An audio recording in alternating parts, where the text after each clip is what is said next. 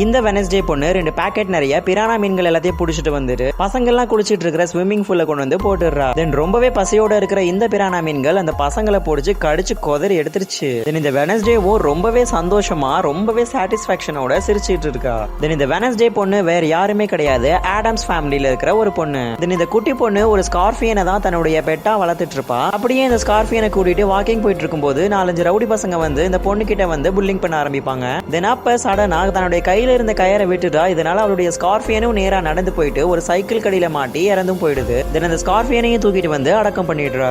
அன்னைக்கு ஒரு நாள் வெனஸ்டே கபோர்ட ஓபன் பண்ணும்போது உள்ள அவளோட தம்பி வாயில ஆப்பிள் பழத்தை வச்சு கை காலெல்லாம் கட்டி போட்டிருப்பாங்க. யார் இந்த மாதிரி பண்ணதுன்னு கேட்டதுக்கு அவன் தம்பி ரெஸ்பான்ஸே பண்ண மாட்டான். சடனா அந்த பொண்ணு தன்னுடைய தம்பியோட கையை தொடும்போது அந்த இடத்துல என்னெல்லாம் நடந்ததோ அந்த பாஸ்டான மெமரிஸ் எல்லாமே இந்த பொண்ணுக்கு தெரிய வருது. இதனால தான் தம்பி இந்த மாதிரி நிலைமைக்கு ஆளாக்குனவங்களை எப்படியாவது பழி வாங்கணுங்கிற ஒரே காரணத்துக்காக தான் 2 பாக்கெட் நிறைய பிரானா மீன்கள் எல்லாத்தையும் புடிச்சிட்டு வந்து ஸ்விம்மிங் பூல்ல விட்டு அவங்களையும் பழி வாங்கியிருப்பா. இந்த வெனஸ்டே பொண்ணை பத்தி நீங்க என்ன நினைக்கிறீங்க? நீங்களும் இந்த மாதிரி போல்டான பொண்ணா இருக்கிறதுக்கு உங்களுக்கு ரொம்பவே பிடிக்கும்னா வெனஸ்டேக்கு ரொம்பவே பிடிச்ச கலரான பிளாக் கலர் காட்ட கமெண்ட் பண்ணுங்க.